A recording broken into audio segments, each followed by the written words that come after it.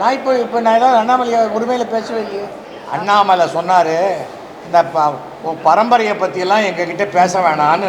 அந்த அறிவு ஓட்டு வாங்குறவனுக்கு இருக்கணும், எனக்கு இருக்கணும்னு அவசியம் இல்லை. சீமானோ அண்ணாமலை வந்த பிறகு இல்லைன்றீங்களா? தமிழ் ப்ரொடியூசர் சங்கத்தில் என்னை வந்து ஆலோசனை குழு அப்படின்னு என்னையும் ஒரு குதிரை ஓடாமல் அப்படி நிற்குது, அது மேலே பணம் கட்ட மாட்டேன்றீங்களே.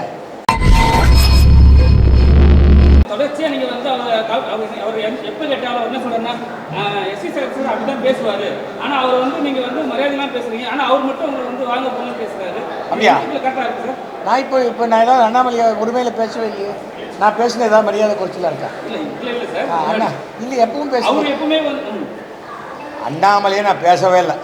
அண்ணாமலை சொன்னார், இந்த பரம்பரையை பற்றியெல்லாம் எங்ககிட்ட பேச வேணான்னு. அப்போ சொன்னேன், எனக்கு பரம்பரை இருக்குது, நான் பேசுவேன். பரம்பரை இல்லாதவன் வருத்தப்பட வேணான்னு ஆரம்பித்தேன். யார் ஆரம்பித்தது? என்னை வந்து சுரண்டாத வரைக்கும் நான் பேசாமல் தானே இருந்தேன்.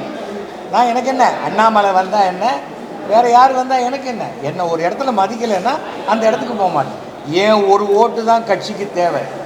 ஒரு ஓட்டுனால தோற்றவங்க எத்தனை பேர் இருக்காங்க, 10 ஓட்டுனால தோற்றவங்க எத்தனை பேர் இருக்காங்க. அந்த அறிவு ஓட்டு வாங்குறவனுக்கு இருக்கணும், எனக்கு இருக்கணும்னு அவசியம் இல்லை. அதை புரிஞ்சுக்கணும். யாருமே வேணாம், நீ வேணாம், நீ வேணாம், நீ வேணாம், நீ வேணான்னா அனாதையாக தான் நிற்கணும். இதில் என்ன மரியாதை என்ன இருக்குது? எனக்கு என்ன, நான் ஏதோ ஒரு ஆடு படம் போட்டால் உடனே கோச்சிக்கிறாங்க, ஐயோ என் தலைவர் நான் எங்கே சொன்னேங்க. அப்போ என்ன, ஆடுக்கு இன்டர்நேஷ்னல் காப்பிரைட் வாங்கி வச்சுருக்காரு அண்ணாமலை? எனக்கு புரியவே இல்லை. நாய் சேகர்னு சொல்கிறாங்க, யாரோ நாய் சேகரை சொல்கிறாங்க, எஸ்வி சேகர்னு சொன்னால் தான் நான் கோச்சிக்கணும், அவ்வளோதானே. இது வந்து எப்படின்னா ஒரு சின்ன மனப்பிழர்வு.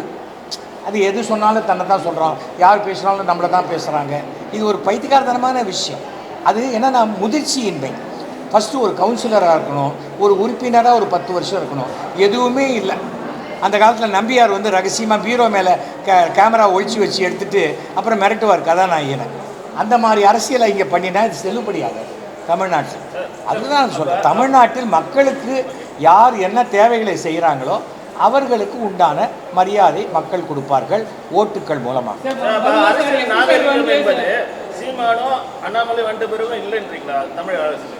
அரசியல் நாகரிகம் நீ வா போ கச்சாமுச்சான்னு பேசுகிறது ரொம்ப தவறான ஒரு விஷயம். யாராக இருந்தாலுமே, நான் வந்து அதிமுகவில் இருந்தபோது கூட கலைஞர் கருணாநிதி அவர்களே தான் நான் சொன்னேன். என்னை வெறும் கருணாநிதின்னு சொன்னாங்க, நான் சொல்ல மாட்டேன்னு சொல்லிட்டேன். என்னை விட வயதில் பெரியவர். நான் எதுக்கு, நம்ம ஒரு பாலிசியில் ஒரு பிரச்சனையை மட்டும்தான் பேசணும், தனிப்பட்ட நபரை பேசக்கூடிய இது எனக்கு கிடையாது. சார் எப்பவுமே வந்து எஸ்பி சார் வந்து சினிமாவை பற்றி பேசுவார், அரசியல் பற்றி நல்லாவும் பேசுவார். இப்போ வந்து சினிமாவில் நடக்கிற விஷயம் டைரக்ட் ப்ரொடியூசர் சங்கத்தில் வந்து ஸ்ட்ரைக் அனுப்பிச்சிருக்காங்க, நீங்கள் வந்து எப்படி சார் பார்க்குறீங்க? ப்ரொடியூசர் சங்கத்தில் என்னை வந்து ஆலோசனை குழு அப்படின்னு என்னையும் அப்புறம் நம்முடைய தானு அவர்களையும் போட்டாங்க. அதுக்கு பிறகு ஆலோசனை நடக்கலை, அதனால் எனக்கு என்ன நடக்குதுன்னு தெரியாது. ஆனால் ஒரு விஷயம், ஒரு லாபம் வந்தால் அது எனக்கு இருக்கணும், நஷ்டம் வந்தால் அது தயாரிப்பாளருக்கு என்றால் அது நியாயமான விஷயம். யார் ஒருவர் பணத்தை போடுறாரோ அவர் வாழ்ந்தால்தான் அந்த துறை வாழும். இதை அடிப்படையாக தெரிஞ்சுக்கணும். அது பெரிய ஹீரோவோ சின்ன ஹீரோவோ ஒரு நாள் சம்பளம் வாங்குறாங்களோ யாராக இருந்தாலும் அது தெரியணும். முதல்ல தயாரிப்பாளர் வாழ்ந்தால் தான் அந்த துறை வாழும். அதுக்கு வந்து சரியான பேச்சுவார்த்தை மூலம் நம்ம சரி பண்ணிக்கணும், அவ்வளோதான். அது சரியாக வரும். ஆனால் எங்கேயாவது ஒரு இடத்துல ஒரு பிரச்சனை, ஸ்ட்ரைக்கு, நாங்கள் இனிமேல் படம் எடுக்கலை அப்படிங்கிற மாதிரி ஒரு நிலைமை வந்தால் தான் அது சுமூகமான தீர்வு. கலகம் பிறந்தால் நியாயம் பிறக்கும். அந்த மாதிரி ஒரு விஷயத்தில் இது சரியான நியாயத்தை நோக்கி போயிட்டுருக்கு. சார் ப்ரொடியூசர் கவுன்சில் வந்து இப்போ என்ன, அவங்களே வந்து நிறைய பணம் கொடுக்குறாங்க, இந்த ஹீரோ தான் வேணும்னு சொல்லிட்டு காசு கொடுக்குறாங்க. இப்போ அவங்களே வந்து அதிகமாக ஆகிடுச்சு காசு, அவங்க ரொம்ப பணம் கேட்குறாங்க, பவுன்சர் எல்லாம் கூட்டின்னு வந்து நிறைய பேமெண்ட் வாங்குறாங்கன்னு சொல்லிட்டு ஒரு பெரிய குற்றச்சாட்டே இருக்கிறாங்க. அது எப்படி சார் பார்க்குறீங்க? ஒரு ரேஸுக்கு போகிறீங்க, ஓடுற குதிரை மேலே தானே பணம் கட்டுறீங்க. ஒரு குதிரை ஓடாமல் அப்படி நிற்குது, அது மேலே பணம் கட்ட மாட்டேன்றீங்களே. ஏன்னா 5 வருஷம் ஆச்சு, யாரும் என்னை படத்துக்கு கூப்பிடவே இல்லையே, என்ன வச்சு படம் எடுக்கலாமே, ஏன் எடுக்கலையே? எஸ்வி சேகருக்கு மார்க்கெட் இருக்கா இல்லையான்னு தெரியாது. எஸ்வி சேகர் நடிப்பாரா இல்லையான்னு தெரியாதுன்னா, நான் ஆல்ரெடி 90 படம் நடிச்சிருக்கேன். இப்போது மாதத்துக்கு 4 ட்ராமா வாரம் நடிச்சுக்கிட்டு இருக்கேன். ஸோ நான் நடிப்பேங்கிறது ரசிகர்களுக்கு தெரியும், என்னுடைய நாடக டிக்கெட்டில் முதல் ரோ இது 1000 ரூபாய், கடைசி ரோ 300 ரூபாய். அதாவது ஒரு படத்தினுடைய ஹையஸ்ட் டிக்கெட்டை விட விலை ஜாஸ்தி என்னுடைய நாடகம். அது இன்னும் ஹவுஸ்ஃபுல்லாக தான் போயிட்டுருக்கு. ஆனால் என் திறமையை நீ கண்டுபிடிச்சிக்கலையே நான் ஏன் கதறணும்? எனக்கு அது அவசியம் இல்லை. ஆனால் அதே சமயத்தில் என்னை மதித்து பண்ணினா நான் நடிக்க போகிறேன், அவ்வளோதான். நம்ம என்ன பண்ணுறோம், கதை சொல்லும்போதே மணிவண்ணன் மாதிரி ஒரு அப்பா சார், வடிவுக்கரசி மாதிரி ஒரு அம்மா சார்னா நீங்கள் வேறு யாரை நினைப்பீங்க? அதுக்கு பதிலாக ஒரு ஏழை அப்பா சார் டக்கு டக்குன்னு பேசுவார்னா ஒரு 5 பேர் போடுவீங்க. இவர் இல்லையா, அவர் போடலாம், அவர் அது போயிடுச்சு இப்போது. ஆனால் வெளிநாட்டில் காஸ்டிங் டைரக்டர்னு ஒரு டைரக்டர் இருக்கார், யாரை போடுவதுன்னு. இப்போ யார் அதாவது கமிஷன் கொடுத்தா அவங்கள போட்டுக்கலாம், அப்படி வந்துடுச்சு. இப்போ நீங்களே இன்டர்வியூ எடுக்கிறீங்க, நான் ஏதோ கண்டென்ட் கொடுப்பேன்னு தானே எடுக்கிறீங்க. வணக்கம் ஓம் நமச்சிவாய அப்படின்ட்டா, என்னடா இது இந்த ஆள் இப்படி பண்ணிட்டாரு அப்படின்ட்டு திட்டிட்டு போக மாட்டீங்களா? அதுதான் மேஸ்டர். அடிப்படையாக இன்றைக்கி ஒரு முன்னாடியெலாம் 40 தேட்டரில் படம் ரிலீஸ் ஆச்சு, 50 தேட்டரில் ரிலீஸ் ஆச்சு, அப்புறம் 100 தேட்டர், இப்போ இந்த டிஜிட்டல் வந்தோடனே 1000 தேட்டர் 2000 தேட்டர். ஆனால் யூடியூப்பு 1,00,000 தேட்டரில் ரிலீஸ் ஆகுது. இன்றைக்கி நீங்கள் இப்போது இங்கே 50 மை தான் இருக்குது. நாளைக்கு இதுலேருந்து கிளம்பி போனோன்னு இந்த சிம் கார்டுலேருந்து எவ்வளோ காப்பி போய் அது எவ்வளோ சேனலில் எவ்வளோ டைட்டிலில் வரும். நான் எதிர்பார்க்காத டைட்டில்லாம் வரும். அண்ணாமலையை கேவலமாக பேசிய ஸ்ரீசேகர் போடுவான், அண்ணா போடுவீங்களா? அப்போ தான் கேட்டால் அப்போ தாங்க பார்ப்பாங்க அப்படிங்க. நான் எதுக்கு பேசணும்? யாரையும் கேவலமாக பேசணும். ஆனால் தகுதி இல்லாதவர்கள் எந்த இடத்துக்கு வந்தாலும் அந்த இடம் தகுதி இல்லாத இடமாக மாறிடும். ஏதோ கடவுளுடைய அருளாலையும் பொதுமக்கள் வேண்டுகோளுக்கு இணங்கவும் எல்லாருடைய பிரேயர்னாலையும் அண்ணாமலை அவர்கள் தன்னுடைய மேற்படிப்புக்காக லண்டன் போகிறத நான் ரொம்ப கடவுள்கிட்ட வேண்டிக்கிறேன். அது 3 மாதம் இல்லாமல் ஒரு 3-4 வருஷமாக படித்து அவர் சிறப்பாக அங்கேயே செட்டில் ஆகி அவர் வாழ்க்கை சிறப்பாக அமையணும். அவர் தமிழக அரசியலுக்கு வராத வரைக்கும் தமிழக அரசியல் சிறப்பாக இருக்குங்கிறது யாராக இருந்தாலும் தப்பு பண்ணால் ரெட் கார்டு கொடுக்குறது தப்பே இல்லை சார். பணம் போட்டிருப்பாங்க சார், நான் பணம் இவர்கிட்ட பணத்தை வாங்கியிருப்பேன், அப்புறம் இவரோட 100 ரூபா ஜாஸ்தி இவர் கொடுக்குறாருன்னு இவர் படம் நடிக்க போயிட்டாக்க அப்போ இவர் முன்னாடி கொடுத்த இவர் கடன் வாங்கலையா? இவர் என்ன நோட் அடித்து கொடுக்குறாரா? அப்போது தேர் ஷுட் பி சிஸ்டம். ஏன் இந்த ரெட் கார்டு போடுறது தமிழ்நாட்டில் மட்டுமா இருக்குது? மலையாளத்தில் இல்லையா, கன்னடத்தில் இல்லையா, ஹிந்தியில் இல்லையா? எல்லா இடத்துலையும் இருக்குது. நீங்கள் ஒரு அளவுக்கு மேலே வரம்பு மீறும் பொழுது தயாரிப்பாளர்கள் ஒரு குழந்தைய பார்த்துக்கிற மாதிரி பார்த்துக்கிறாங்க. ஏன்னா மொத்த மூலதனமும் அந்த ஹீரோவை நம்பி தான் இருக்குது. அதனால் பட்டுக்காதீங்க, அடிப்பட்ட கடை டூப் போடுறேன்னா எல்லாத்துக்கும் அவங்க சரிங்கிறாங்க. அதையும் மீறி தபா துட்டு கொடுத்துட்டல நீ எப்படியோ நாசமாக போ அப்படின்னா அது எப்படி நியாயமாக இருக்கும்? என்னால் அது செய்ய முடியும். இது வரைக்குங்க நான் எந்த முதல் படம் டைரக்டர் படம் நினச்சாலும் அந்த படம் 100 days ஓடிச்சு. நான் எந்த படத்தில் புக்காகி அந்த படத்துலேருந்து நான் விலகிட்டேன்னா அந்த படம் ஒன்று வெளியில் வராது, இல்லை ஓடாது. சமீபத்தில் ஒரு படம் கூட அப்படி தான், அது அப்புறம் சொல்கிறேன். சோஷியல் மீடியாவில் நீங்கள் பார்த்தீங்கன்னா தனுஷ் ரெட் கார்டு கொடுத்த விஷயம் ஒரு விஷயம் போயிட்டு இருக்கு சார். ஆனால் தனுஷை அழுத்தணும்னு சொல்லிட்டு ஒரு விஷயம் சொல்கிறாங்க. ரஜினி சார் தான் இந்த விஷயத்தெல்லாம் பண்ணுறாருன்னு சொல்லிட்டு சார், உலகத்தில் யாரும் யாரையும் அழிக்கவே முடியாது சார். நல்லா தெரிஞ்சுக்காங்க, யாரும் யாரையும் வாழ வைக்க முடியாது, எல்லாம் இறைவன் தான். தனுஷ் இப்போ இருக்கிற யங்ஸ்டர்ஸில் ஒரு எக்ஸ்ட்ரானரியான ஒரு நல்ல நடிகர். அண்ட் இப்போ 2வது படம் மூலமாக ஒரு சிறந்த டைரக்டராகவும் ப்ரூவ் பண்ணிட்டார். அதனால் ஒரு சில பேருக்கு இன்றைக்கி ஹாலிவுட் படத்தில் தனுஷை கூப்பிட்டு நடிக்க சொல்கிறாங்க. இப்போ அவெஞ்சர்ஸ்லேயே ஏதோ ஒரு படத்தில் கூப்பிட்றாங்கன்னா அது தமிழ்நாட்டுக்கு பெருமைன்னா நினைக்கணும். தவிர தனுஷோடைய பர்சனல் லைஃப்பில் இருக்கிற விஷயத்தை தொழில்முறையாக யாராவது கொண்டு வந்தால் அது தவறு.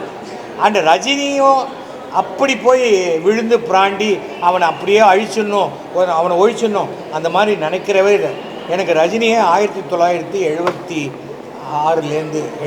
75 தெரியும். நினைத்தாலே இனிக்கும், அதுக்கு முன்னாடி அபூர்வ ராகங்கள்லேருந்து தெரியும். ரஜினியை முதல்ல என்னுடைய ஸ்டூடியோவுக்கு என் ஸ்கூட்டரில் அழிச்சிட்டு ரெக்கார்ட் பண்ணி விவித் பாரதியில் போட்டவன் நான் தான். ஸோ ரஜினி அப்படிப்பட்ட அந்த கெட்ட புத்தி உடையவர் கிடையாது. அவரே கடவுள் நம்பர். இப்போ நானே இப்போ சொல்கிறேனே, அண்ணாமலை எப்படியாவது அழிஞ்சு போயின்னுட்டு நான் என்ன யாகமாக நான் வளர்க்குவேன்? செய்ய மாட்டேன். கடவுள் பார்த்துவார் அப்படின்ட்டு விட்டுருவேன். எனக்கு அரசியல் சம்பாதிக்கிற இடம் இல்லை. அதனால் என்ன ஒரு கட்சி விட்டுட்டாக்க நஷ்டம் கட்சிக்கு தானே தவிர எனக்கு இல்லை, அவ்வளோதான். அப்புறம் நான் ஏன் கோவப்படணும் சொல்லுங்கள்? விஜய் சேதுபதியை வந்து ஒருத்தர் வந்து அடிக்க போறேன்னு சொன்னாரு, கோர்ட்ல வந்து அவர் ஃபைன் போட்டிருக்காங்க. இதே மாதிரி தொடர்ச்சியா வந்து விமர்சனம் பண்றவங்கலாம் வந்து ஆக்டரை வந்து காழ்ப்புணர்ச்சிக்காக வந்து திட்டுறாங்க, கொல்றாங்க. இப்போ வந்து நேராக அடிக்க போயிட்டேன்னு சொல்றாரு, அடிக்க சொன்னாரு சார். 4000 ரூபாய் ஃபைன் போட்டுருக்காங்க சார். எப்படி சார் பாக்குறீங்க? இப்போ நேற்று பார்த்துருப்பீங்க கோலாரில் ஃபர்ஸ்ட் நைட் சீனுக்கு போனால் ஒருத்தர் கட்டிப்பாங்கன்னு பார்த்தா ஒருத்தர் குத்திக்கிட்டாங்க. புருஷன் செத்து போட்டால் பொண்டாட்டி செத்து போட்டாங்க. இதுக்கு எதுக்கு கஷ்டப்பட்டு கல்யாணம் பண்ணணும் சொல்லுங்கள்? அதுக்கு ஒரு வாரம் முன்னாடியே அதை பண்ணி தான் பெற்றவங்களுக்கு அந்த செலவாது மிச்சமாக இருக்கும்ல. அந்த மாதிரி தான் எல்லாருடைய ரியாக்ஷனும் ஒரே மாதிரி சமூகத்தில் இருக்குன்னு. இதுக்கு என்ன காரணம் என்றால், ஒரு 40-50 வருஷத்துக்கு முன்னாடி பள்ளிக்கூடங்களில் எல்லாத்துலேயுமே வந்து நீதி போதனை வகுப்புன்னு இருந்தது, ஒழுக்கத்தை கற்றுக் கொடுக்கக்கூடியது. அதை நிறுத்திட்டாங்க. இப்போ பாடம் சொல்லித்தரேன், ஃபிசிக்கல் ட்ரைனிங் கொடுக்குறேன், எல்லாம் இருக்குது. ஆனால் என்னைக்கு ஒழுக்கம் இல்லாத கல்வி வருதோ அன்றைக்கி சமுதாயம் படித்தா கூட ஒழுக்கம் இல்லாததாக இருக்கும். முதல்ல ஒழுக்கத்தை தான் கற்றுக் கொடுக்கணும். ஒழுக்கத்தை கற்றுக் கொடுத்துட்டா எல்லாமே சரியாயிடும், அவ்வளோதான். டாக்டர் பிரகாஷ்னு ஒருத்தர் டாக்டர் படித்தார், எம்டி படித்தார். கடைசியில் ஊசி போடுறதுக்கு பதிலாக நர்ஸு குளிக்கிறது ஏதோ ஃபோட்டோ எடுத்து கடைசியில் 10 வருஷம் 20 வருஷம் ஜெயிலில் இருந்தார். அது ஒழுக்கம் இல்லை, ஒழுக்கமில்லாத கல்வி. காமராஜர் என்ன படித்தார்? ஆனால் ஒழுக்கத்துடன் வாழ்ந்தார். இன்றைக்கி சொன்னால் சொல்கிறாங்க கக்கன் காமராஜர் அதானே சொல்கிறாங்க. நம்ம என்ன சொல்கிறோம்? அரசியலில் மக்கள் நேர்மையை எதிர்பார்க்குறாங்க, அதுதான் முக்கியம். அந்த நேர்மையாக இருந்தாக்க மரியாதை உண்டு. அதை நம்ம பார்த்துக்கணும். அது நான் ஒரு இடத்துல இருக்கேன், என்னை யாரும் இனிமேல் நகர்த்த முடியாதுங்கிற ஒரு அகந்தை வருது பார்த்தீங்களா? அந்த அகந்தை தான் நம்மளை கவுக்குமே தவிர வேறு யாரையும் கவுக்கவே மாட்டாங்க. சார், உதயநிதிக்கு துணை முதல்வர் பதவி கொடுக்குறதா சொல்லியிருக்காங்க. அதில் பல விமர்சனங்களும் வருது பிஜேபி. அது எப்படி சார்? என்னுடைய 7000வது நாடக விழா வருது. என்னுடைய நாடகப்பிரியாவுடைய 50வது ஆண்டு இது. நாடகப்பிரியா நாடக குழுவுடைய பொன்விழா ஆண்டு. 7000 நாடகம் நான் கம்ப்ளீட் பண்ணியிருக்கேன். என்னுடைய 3000வது நாடகத்தை வந்து அன்றைய முதலமைச்சர் ஜெயலலிதா வந்தாங்க. 3500வது நாடகம் அன்றைய முதலமைச்சர் கலைஞர் அப்போ மூப்பனார் வந்தாங்க. அப்புறம் 5000வது நாடகத்துக்கு அந்த ஜெயலலிதா அவங்க வரேன்னு சொல்லிட்டு வரல, ஆனால் அந்த சாவணியை ரிலீஸ் பண்ணாங்க. 5600வது நாடக விழாவில் வந்து அன்றைய முதல்வர் கலைஞரும் துணை முதல்வர் ஸ்டாலினும் வந்தாங்க. என்னுடைய 7000வது நாடக விழா நம்முடைய முதல்வர் ஸ்டாலின் அவர்களும் துணை முதல்வரும் வந்தால் ரொம்ப சந்தோஷம். ஸ்டாலின் இவர் நம்மளுடைய உதயநிதி வந்தால் என்னங்க தப்பு? நான் என்ன சொல்கிறேன், நீங்கள் எல்லோரும் என்ன சொல்கிறீங்க? எல்லாம் வயசானவங்களாகவே இருக்காங்களே, இளைஞர் வரக்கூடாதான்னு கேட்குறோம் ஒரு இடத்துல. அப்புறம் உதயநிதி வராருன்னா அவர் ஏன் வராரு அப்படின்னா என்னங்க அது எனக்கு புரியல.